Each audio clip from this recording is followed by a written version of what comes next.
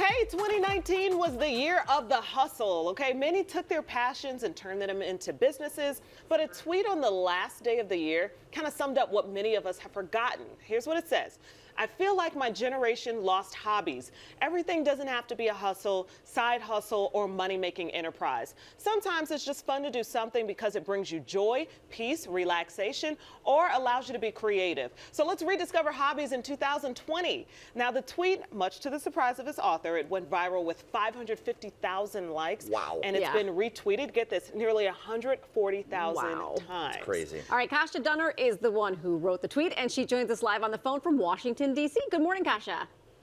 Good morning. All right, so let's talk about it. It's the end of the year. What kind of made you tweet this out? Well, I talk a lot about personal development and mindset in general. It's something that I'm really passionate about. And I was reflecting on my year, and I realized that I often neglected my hobbies because I felt this external pressure to constantly work, to constantly produce, and to constantly be on. And I was tired. I realized that my hobbies gave me this sense of joy, and I'd lost that. And I think that pressure is common among my peers, so I tweeted it out. Do you think that a lot of people, when they get really good at something, a hobby, they immediately think, because of how way we are in a capitalistic society, oh, I need to monetize this, and then it doesn't become fun anymore? Totally. I know so many people who monetize hobbies that they now despise because they feel pressured to do them. And I think it's important to remember that we need hobbies for our mental well-being, and that is something that's supported by numerous studies. Our brains need that time to be down and to recharge and to process information. We're actually better humans when we do engage our hobbies.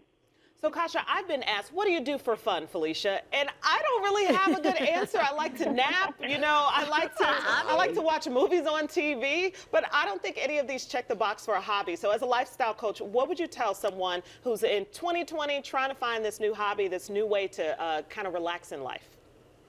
I would say start looking at the things that you've always wanted to do, but for some reason you haven't made the time or the effort to seek out. So, for example, I'll call myself out. I used to play violin, and I put it down for some reason. So this year, I am committed to playing more violin, and I Googled violin lessons in my area that are within my price range. So thinking about those things that maybe you used to do, but because of the pressures of life, you've let go. And also stop thinking that a hobby has to be extravagant. It can be something super simple, like dancing in your living room for 5 minutes or reading a book before bed. It's just something to turn your brain off and to just have pleasure. What I think is slightly ironic about this whole situation is your tweet got tweeted so many different times, and then you got all these responses. So you got all this social media responses about this tweet about getting off social media and doing hobbies. Yeah. One thing that I'm doing personally is limiting my screen time because social media is a passive form of engagement, and we all do it. We need social media. It's a part of our lives, but also taking that active control of our lives.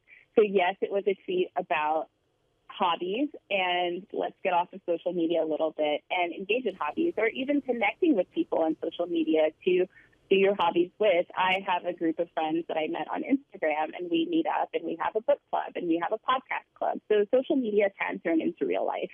Kashia, I have a really dumb question, but I always want to know this. If you go viral for something, do you have to turn off your push notifications? So initially, I actually tried to engage people, and it was super fun because people were sharing their lost and forgotten hobbies or hobbies that they wanted to take up this year, and people were sharing crochet patterns and beading patterns, and it was super cool. And then there hit a point where I was like, this is going viral, and it's no longer mine to have. Yes. Wow. It is that people were having amazing conversations, but I deleted all social media from my phone because it began migrating to other platforms, and people were texting me. So I am just now coming out of digital hiding. All right, well, Kashia, thank you so much for joining us this morning. Yeah, then social media becomes a hobby and a job, and it's a whole thing. Yeah. All right, to learn more about Kashia, check out her website at kashiadunner.com.